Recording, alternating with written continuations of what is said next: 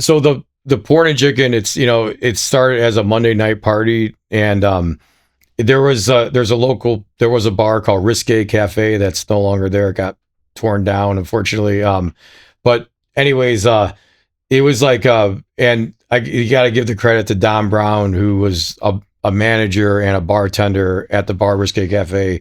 He got brought on. I don't know like how he was a manager, because we were all like 21 years old, like 20, like pretty young still. But anyways, the bar was,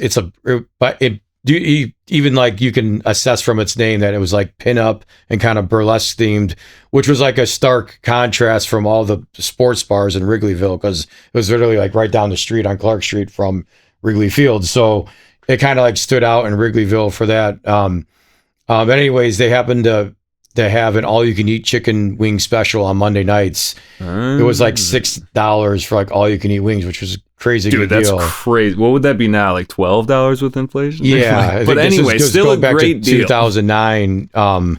And so Monday night they had all-you-can-eat chicken wing special. There also was a beer special, and it also happened to be the night that they showed vintage porns on. So like originally, like, oh, it's like the beer and chicken and porn night. And it started out like he had like employed a lot of his friends that also worked there and hang out. And because it was such a good deal, a lot of people came for the special. And there are other, it started off, this is before I was even involved, so I can't like take credit for this initial inception. But then it was just like people started, they would all take turns just like playing music off their iPods. And then the original resident DJs were Dan Dwyer and Macabre Monster, and they would go on and just like and start DJing, but they didn't really know how to DJ yet, but they kind of like figured it out as it went along. And then they eventually brought Dom's other DJ friend Jay Sephora to go on, who was already DJing a bunch beforehand, and it turned into like just a bunch of like punk rock and indie kids hanging out, and then into like a crazy dance party.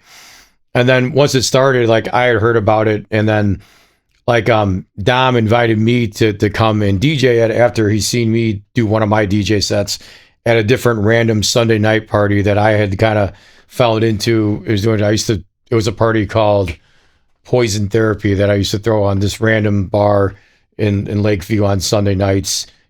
And how I landed into that party or that residency was because it was like a block away from Studio Chicago, where I used to work at, where I was an engineer at, and I used to teach at the school there called Music Industry Workshop, which is now closed down. It was where I went to school and stuff. So I was just like, I would always like end up at this bar afterwards. And at that time I was already like DJing in bigger spots around the city, like at like the Congress Theater, and went on the mini tour. I was doing like stuff. And the bartender there was like, hey, you should DJ here. I'm like, I'm too big for this. And I'm like, I wasn't shit back then, but I had this like inflated sense of ego at the time where I thought I was like, no, I'm like above like playing at this local, like kind of small, tiny bar on Sunday nights. But I figured, well, since I'm here anyways, I might as well eat and drink for free and get paid and DJ and have some fun. And that turned into a fun party. And a lot of the people that went to that ended up would go to Porn and Chicken, which was on Monday night. So, and then there was like kind of a cross pollination happen. And that's how I met Dom, and he invited me. So it's kind of like me taking this random thing is what kind of got me into the Porn and Chicken mix from there. So I started off as just like a monthly guest DJ there for a few months, and then at Risqué Café, and then the party blew up and got so big where they basically got kicked out of Risqué Café because they kept getting fined by the city for being over capacity. And so that was kind of like the first, so that's kind of how it all started. That was like the phase one of Porn and Chicken was just at the Risqué Cafe bar and parties. And I was a guestie. So then once it got kicked out, we were on the hunt to find a new venue that would host it. And then, and the Evil Olive was like on the table, and we ended up moving there. It was a bigger venue, so we didn't have to worry about, getting shut down by the city for overcapacity, not right away at least. And then I was also open to 4 a.m. instead of 2 a.m. so we can go later and go bigger. And then like when that transition happened, I kind of was brought on as like the main resident DJ or the lead kind of music director behind the project. And Dom was still kind of like the manager and also a bartender at the time. And then all the other bartenders and our friends kind of came over from there to Evolve. And that's when they like really blew up because things got really crazy because it just like, it was like a bigger scaled version of it. We had more space for activities, you know what I mean? So things could get crazier, and the owners are really cool. And then like they kind of let us get away with murder, so we could do whatever we want. It was like an open canvas of fun. And so for people that don't know what Porn and Chicken is, like it's basically what you were saying, but it's like the Evil Olive version was kind of evolved. Yeah, so it's like a bigger crazy sound system, like a proper DJ booth, and then they didn't have an all you can eat chicken wing. There was no like kitchen at Evil Olive, so we would just bring in like pallets or trays of chicken wings to give away for free every night. Where was the spot? What would you get them from? So it was different places over the years. Like originally it was a sister restaurant that was owned by the same owners as Evil Olive, but the last runs was made actually by Pie-Eyed Pizza. Well, shout out to Pie-Eyed, which is our chicken sponsor for a long time, but it wasn't them. So it was originally, it kind of rotated, and sometimes I was Harold's Chicken for a while, and we've had like different chicken vendors at the time, but most recently it was Pie-Eyed Pizza, who actually also does really good wings. So and you'd always like, sometimes there was a guy in a chicken costume who would pour shots. Yeah, so there always was. So we had like different like guaranteed staples. Like, and I think like if I can attribute any of the success to the party or to the branding, or it was just like consistent deliverables. And one of them was our chicken mascot, who would come out at different points of the night and just pour out shots to anyone who wanted one, basically, or sometimes people that didn't want one. But yeah, it was like, just take it. Yeah. So that was one of the staples. The other staples, we give away free chicken. The other guarantees is there was going to be porn on all the screens and TVs. So be prepared to see like enjoy and witness gratuitous hardcore pornography with your friends or people or complete strangers. So. A couple things. I went to the Mid one time and there was alien porn. That was a specific night. That was an interesting one. And then one of my questions too is just like, what is the legality of playing pornography in a venue? Like, I think it's technically, I think in order to do it legally in Chicago, to the best of my understanding, I'm not a lawyer and not trying to incriminate ourselves, but I think you technically need what's called a cabaret license in order to show it inside of a venue. And I don't think any of the venues we've ever had one of those, but I think there is like a way to do it legally, but I don't think we ever did it legally. Okay. We don't know. Yeah. So, and also like a lot of the bars and stuff, it's blacked out windows. Like, it's not like you can just like look in there. Yeah. Any of the venues that we've ever done it at it's not like we were like open air and you can just see it from the street. So you had to be inside. You had to like want to be there to, you kind of knew if you show up to a party that's called Porn and Chicken and everyone's talking about, and then you see porn and you're surprised, that's on you. That's not on us. You know what I mean? So it's like, and we're not like forcing it down anyone that didn't want to see it, I don't think, but yeah.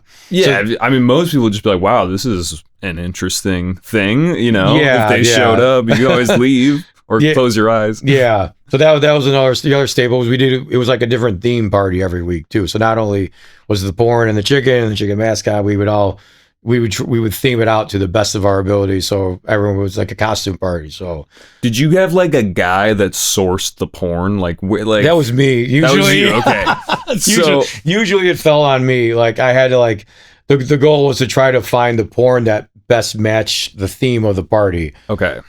So sometimes some were easier than others to match. So because it was a completely different theme every single week. So wow, that's a lot. That's a lot to consider. What was the music predominantly through like maybe the ages of it? It definitely was an evolution. Like when the party started in 2009 back at Risqué Café, it was a mix of like a lot of like I say like emo music and dance music and hard electro and remixes and stuff like that. And then like once it moved to Evil Olive, and I kind of like took more control over the musical direction, I guess. Like like it got like definitely more dance music centric, and it kind of less like rock centric, I guess, in a way. And the early shows at Evil Off, we would have a band play. We would have a live band almost every week. Also, on top of the DJs, we had guest DJs and a band and all that other stuff and the theme. It was just like a lot of craziness happened. Eventually, the bands kind of got phased out as like, you know, we would always like kind of steer towards like the heavier on the dance music side of things. It was always like steered towards cutting edge, like high energy music. And that could be high energy electro or drum and bass or bass house. And then dubstep, when that kind of like took over, we were like the first party in Chicago to like, you can go and like hear dubstep at a club. And what was the early form of dubstep that you were playing? Was it like Skrillex at the scene, or was it like before that kind of UKF? Even like before that, we would like, there would be like stuff like Rusco and a lot of like, there was kind of like a lot of like proto dubstep stuff that was happening like with Night Bass and Trouble and Bass Records, where it was very like kind of super like wonky bass house stuff that kind of like would almost like teeter on the edges. And then we kind of switched to doing just like a lot. It just became a lot more dubstep centric because it was like we were into it, and that's what like it was like with dubstep we were able to push the energy harder than any other stuff. Nothing else could like really like match the craziness of what was happening at the party. So I think like that became like a big central focus of it, you know. Yeah, that makes sense. Like it's everything about it's kind of jarring. Yeah, and it's like, let's find the most extreme music that's still danceable. It's not like we're just gonna go up and just like play straight noise or like gabber, but no, it was still like you could still dance and groove to it, and it was still heavy. So I think it was like the perfect marriage of this. Kind of became like the sound of the party, but it wouldn't be like all dubstep all night. Definitely, like I'd always kind of schedule it so the opener would play like house and techno stuff that's not like that crazy. Because what if it's like if it's an empty room and you first open doors, doesn't make sense to just go balls. So you got to kind of like ease the crowd into it a little bit. So it wouldn't be all dubstep all night. It would like the peak sets would be around that, but leading up to it, it would be a lot of house and hard house and bass house and other stuff like that. And then like the end of the night was kind of anything goes. We would do drum and bass or dubstep, or it can be techno, or it can be kind of all kinds of stuff that would like happen.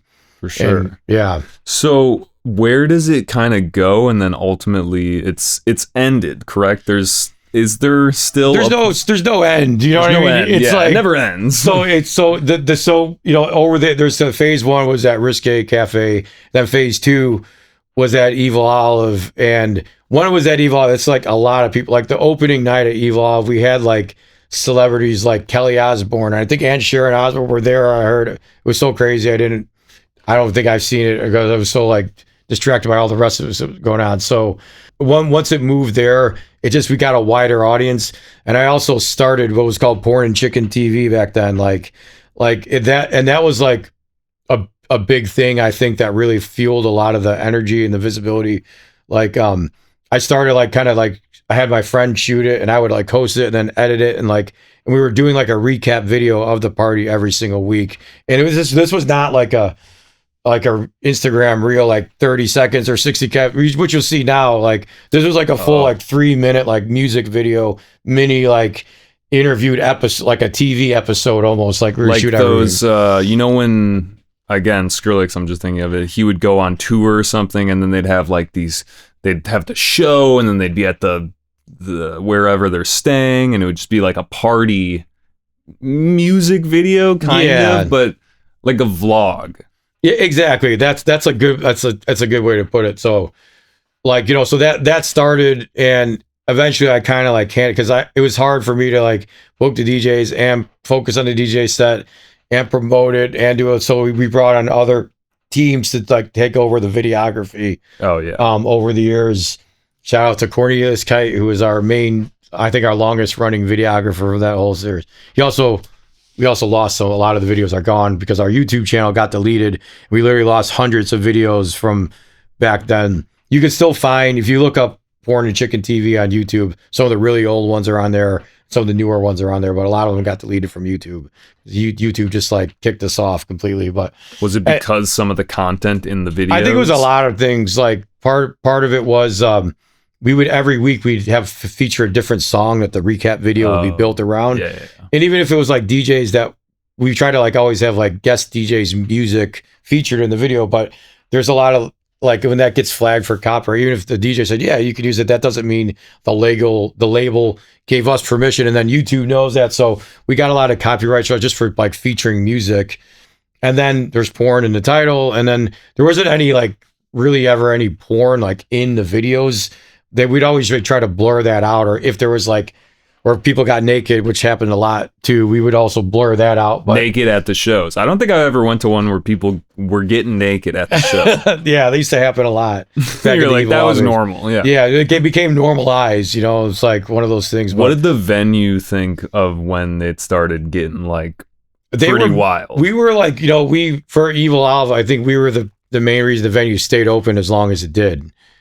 So like, yeah, so during that phase, like, you know, we also like the party, like it turned into a touring party. So people would book us to not only like put on our party at other cities, but we'd also like it kind of turned into the DJ group that was also Porn and Chicken, where we produced music, and that also started a record label. So now it's like, by this time, it's not like, it wasn't just a Monday night party. The party was the root of it, but we had all this other, we had the band, the group, and the label, and these other sister parties and events and stuff that were going on, and a lot of things happening. But anyways, like phase 2 is when we moved the party from Evil Olive to the Mid. So our other kind of partner and kind of original member of the group is Fives. He goes by Fives, aka Five Tang. Like, he started off as just being a manager at Evil Olive, and eventually kind of joined the band. We kind of like sucked him in and converted him and corrupted him to be one of us, and became like kind of like the third corrupted him. Anyways, like he got offered an opportunity to become like the general manager at the Mid, and like right when that right or so, we ended up moving the party from Evil Olive, and then Evil Olive shut down like right away, like right after. It was like kind of we kind of seen that was coming, because some of the other parts were getting like a little bit dangerous, so to speak, where gang members might have, I don't know, like the venue got like a little bit riskier, maybe, so to speak, and I think someone got shot, and then that venue shut down. But by then that was like right after we just moved to the Mid. So that was like the next phase of the party. So from 2017 to like 2019, we did the party at the Mid, and then the Mid shut down. So then it's like we lost our home base of the weekly party. We still had the group. We still were doing other parties, like Planet Filth was like a side project. We had this thing called Born to Bang, and other parties that were happening like at different venues, but on a less consistent basis. And we still had music coming out as a group and stuff like that. But it all like the main kind of like foundation, like the catalyst that kind of fueled all this stuff was the Monday night party.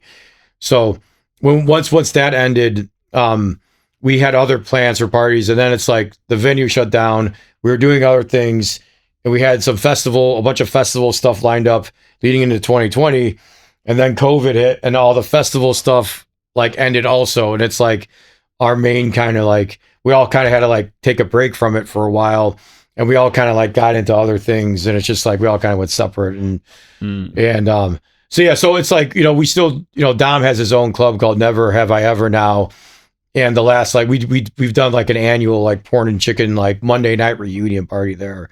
So that's still happening, but we all have like so much other stuff going on that it's just kind of like the brand. We don't have, it's not a weekly party, and it's not like we're not really like producing dubstep bass music stuff, which is what the sound of Porn and Chicken became.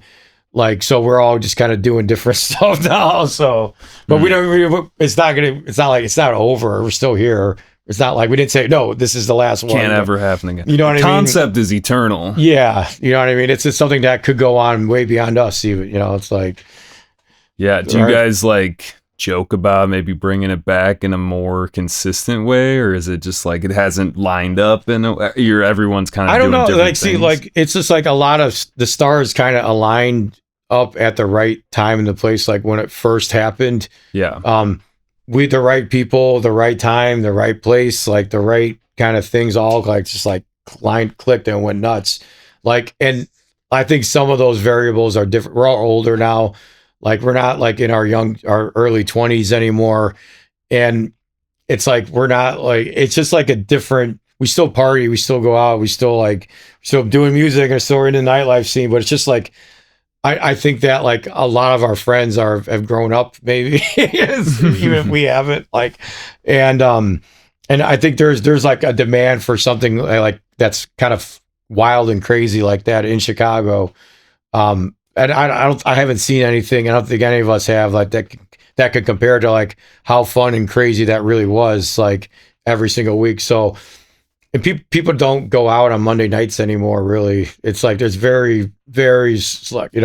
Back then, like I think the best if like, hey, what should you do in Chicago, like as a tourist or as like a first time like getting exposed to dance music or the scene. Like, all right, Sunday night it was Boom Boom Room or Queen. Monday night was Porn and Chicken. Tuesday night was the Trap House. Wednesday night was the Zombies versus Skeletons party. And then Thursday, Friday, and Saturday, those were the normal club nights, like the normal.